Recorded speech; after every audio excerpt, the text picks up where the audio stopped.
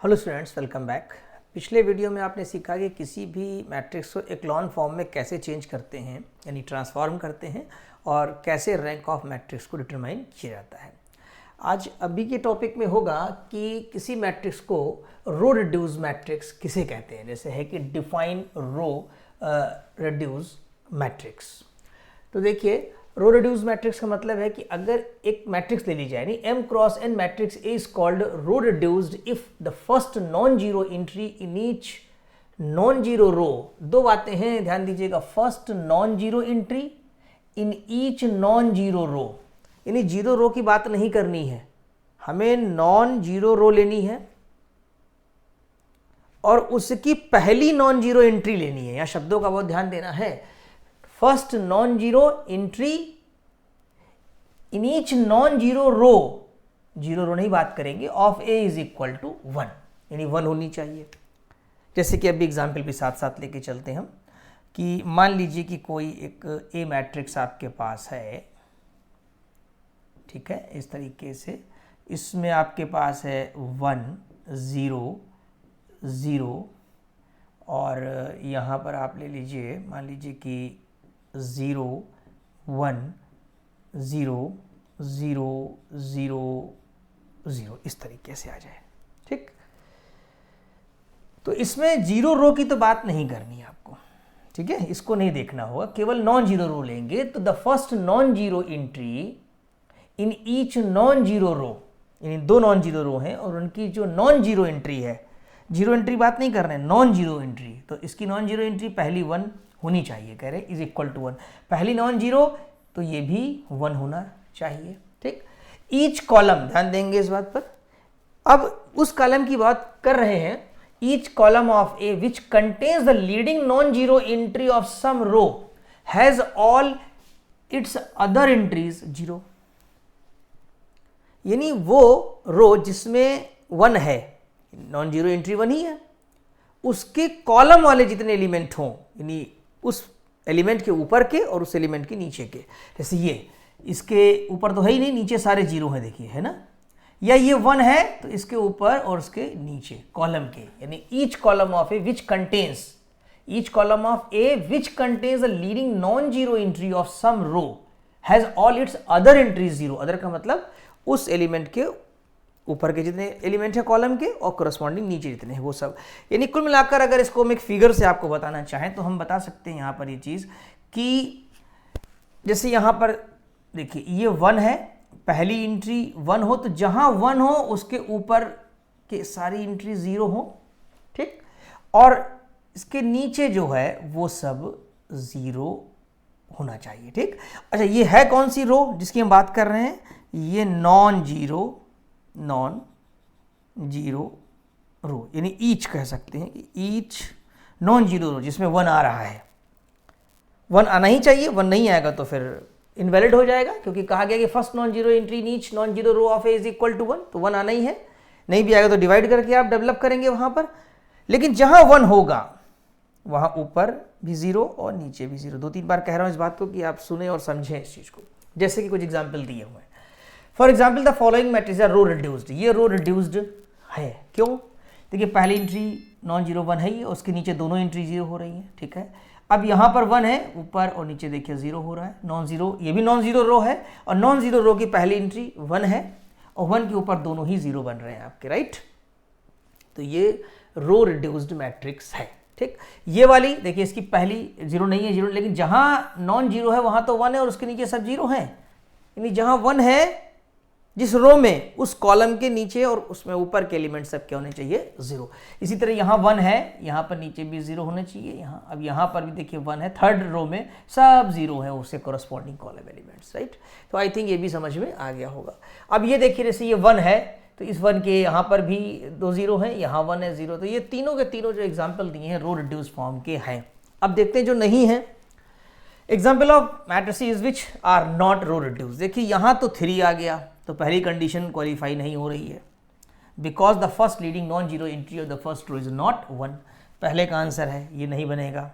इसमें क्या 1 है, चलिए 2 नीचे एंट्री हैं, यहाँ 1 है, यहाँ ऊपर नीचे 2 हैं, यहाँ 1 है लेकिन यहाँ पर ये 1 आ गया, यहाँ क्या आना चाहिए था 0, तो सेकंड कंडीशन नहीं होल्ड कर रही है कि जहाँ 1 हो जिस रो में उसके सब ऑल एंट्रीज 0 हो, तो ये भी नहीं बनाएगा। ठीक है, द मैट्रिक्स इन एग्जाम्पल ये जो 5 है and 6 satisfies A but fails to satisfy condition B, condition B इसमें फेल कर इसमें भी करेगी, जैसा मैंने पढ़ा अभी आपने देखा।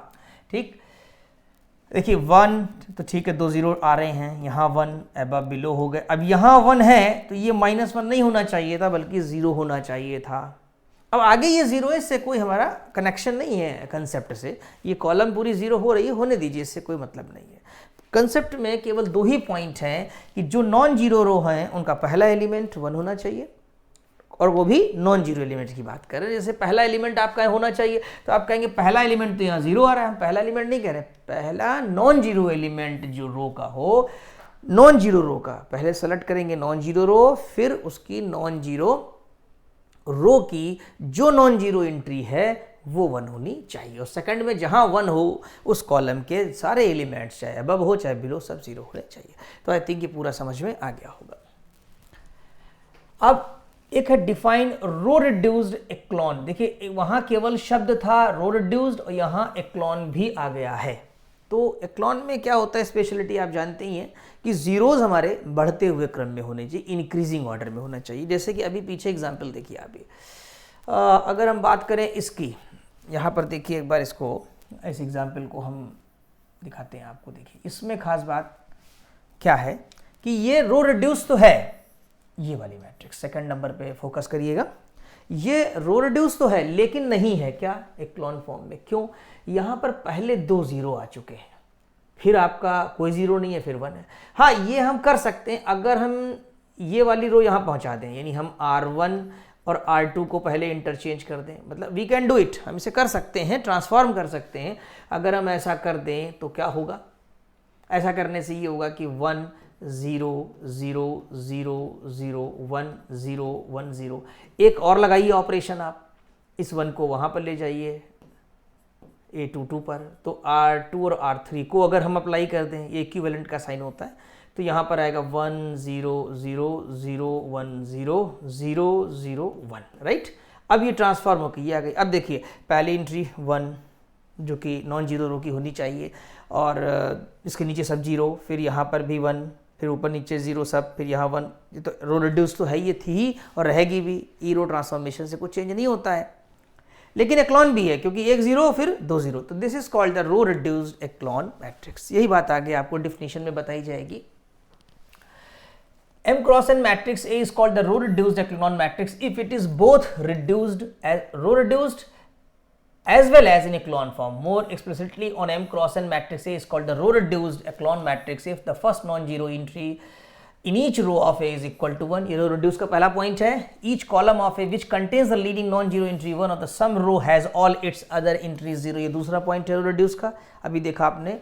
All the zero rows or any zero row if any exist occur below the non-zero row. In non-zero row के below आएंगी कौन सी, zero row, यानी जीरो बढ़ते हुए क्रम में होना चाहिए। ठीक है, the number of zeros, the first non-zero entry in the first, second, third row should be increasing order. The number of zeros जो होंगे वो first, second, third में increasing order में ही होंगे।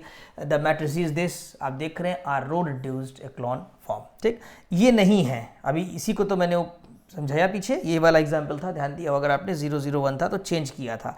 Are not in row reduced echelon, अभी नहीं है, हाँ इन्हें ट्रांसफॉर्म करके बनाया जा सकता है। ठीक, वो डिपेंड करेगा कि रिक्वायरमेंट है कि नहीं है। अभी तो केवल आप यहाँ पर एक पहचान सीख रहे हैं कि किसको रो रिड्यूस्ड कहेंगे या किसको row reduced echelon form matrix कहा जाएगा। ठीक, the row reduced echelon form is also called row canonical form. ठीक, ये ध्यान रखिएगा, इसको रो कैनोनिकल फॉर्म भी कहा जाता है जो रो रिड्यूस्ड एक्लॉन फॉर्म की मैट्रिक्स होती है। डिफिनेशंस आपको अच्छे से राइटिंग करके याद करना होगा। वीडियो 2 बार देखिए, पहले ऐसे नॉर्मली देख लें और जब दूसरी बार देखें तो पेन पेपर ले करके राइटिंग करते हुए चले। और ऐप में इनके नोट्स तो अवेलेबल है, वहाँ से डाउनलोड करके प्रिंट आउट भी ले सकते हैं आप।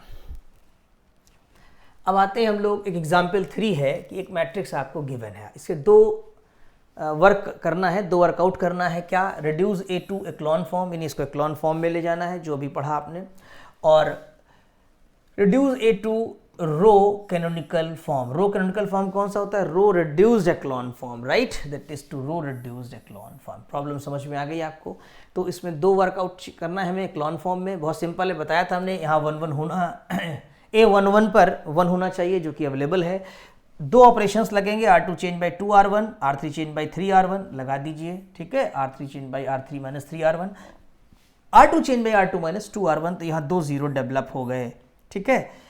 इसके बाद इसको देखिए 1/3 कर दीजिए, 3 से डिवाइड करेंगे, यहाँ पर 1 आ जाएगा। To get the 1 we divide R2 by the 3 number से करके देखिए, यहाँ आपने इसको डिवाइड कर दिया, ठीक, तो यहाँ पर 1 आ गया ऑन अप्लाइंग। अब इस पे इससे यानी A22 पर 1 है आपके पास, A22 पर 1 है, 7 गुना यानी 7 times R3 change by R3 minus 7 R2, तो इसका 7 गुना घटाएंगे, यहाँ 0 आएगा, ये सिंप्लीफिकेशन करेंगे, नंबर्स आपके आ जाएंगे, ठीक है। अब यहाँ पर आपको फिर 1 लाना है, तो 3/7 से मल्टीप्लाई करिए, तो R3 change by R3 into 3/7, तो ये आपका फॉर्म आ गया। अब ये किस फॉर्म की है? ये अब एक्लॉन फॉर्म की है। क्यों? क्योंकि 1 0 और 2 0। हाँ, इसमें ये बात अलग है कि इसमें 0 रो नहीं मिली, किसी प्रॉब्लम में नहीं भी मिल सकती, किसी में मिल भी सकती है। तो अगर इसको रैंक पूछा होता तो इसकी रैंक 3 हो जाती, लेकिन आपसे प्रॉब्लम में कहा गया केवल आप इसको ट्रांसफॉर्म कर दीजिए। Now matrix A has been reduced into echelon form. Reduce करिए या ट्रांसफॉर्म करिए कहा जाता है, ठीक। ये सिंबल जो लगाते हैं वो इक्विवेलेंट का है कि हाँ ये मैट्रिक्स ई रो ट्रांसफॉर्मेशन के बाद इक्विवेलेंट होती चली जा रही है इसको।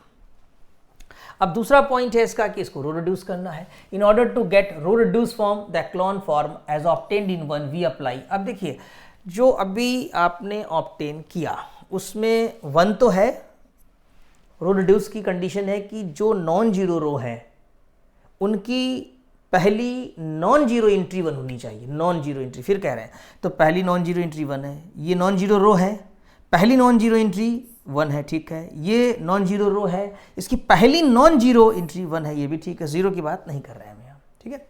अब ये भी कहा गया, अभी हमने आपको बताया था कि जहां 1 होगा, मतलब जिस रो में 1 है उस 1 के अबव एंड बिलो यानी उस कॉलम के जितने भी एलिमेंट हैं उसको छोड़ करके सब 0 होने चाहिए। यहाँ भी 0 और यहाँ भी 0 होना चाहिए। तो इस 1 के ऊपर यहाँ 0 होना चाहिए, इस 1 के ऊपर 2 जगह 0 होना चाहिए, यहाँ भी 0 लाएंगे, यहाँ भी 0 लाएंगे, यानी 3 0 डेवलप करने हैं। R1 में यहाँ A12 पोजीशन पे, ठीक है, और A13 पोजीशन पे, क्लियर। और R2 में एक तो 1 है ही हमारे पास, यहाँ पर लाना होगा, यानी सेकंड रो थर्ड कॉलम में, राइट। तो यहाँ पर एक ऑपरेशन लगाइए कि R1 change by R1 plus 2 times of R2, right. तो देखिए 1 0 तो ये मिल जाएगा आपको, प्लस 2 टाइम्स करके, ठीक, ये लगाया यहाँ पर से ये देखिए लगाया we apply R1 change by R1 plus 2 R2, तो यहाँ 1 0 मिल गया, पहला तो ये लग गया 1 0। अब इसकी हेल्प से 1 0 यहाँ डेवलप करेंगे, यानी यहाँ पर 0 लाना है, यहाँ समझ रहे हैं। यहाँ का मतलब हुआ ये फर्स्ट रो थर्ड कॉलम में लाएंगे and second row third column में। तो R1 change by R1 minus इसका 1/3 सब्ट्रैक्ट कर दीजिए, ये रहा, और R2 में इसका ऐड कर दीजिए 4/3, तो 4/3 ऐड कर देंगे 2 zeros में। अब आप कहेंगे सर ये नंबर्स क्या, इनकी कोई वैल्यू नहीं है इस समय, इसका कोई इंपॉर्टेंस नहीं है, कोई यूज नहीं है। क्यों? एक्लॉन फॉर्म में तो पहले ले आए थे हम लोग, एक्लॉन में अभी भी है, एक्लॉन चेंज नहीं होगा, लेकिन रो रिड्यूस हो गया क्योंकि पहली एंट्री 1, ठीक, non zero entry of each non zero row is 1 and 1 के बिलो 2 0, देखिए 1 के अबव भी यहाँ बिलो 0 है और इस 1 के अबव 0 0, इसका कोई यहाँ पर यूज नहीं है। This matrix is in row reduced echelon form, right. तो आई थिंक ये लेक्चर भी पूरा समझ में आ गया होगा, 2 से 3 बार देखिए, और राइटिंग मस्ट है। अगर ये आप पिछले सारे लेक्चर्स को कंटिन्यूसली देखते रहेंगे तो ये चैप्टर आपको आसानी से समझ में आ जाएगा। Thank you so much.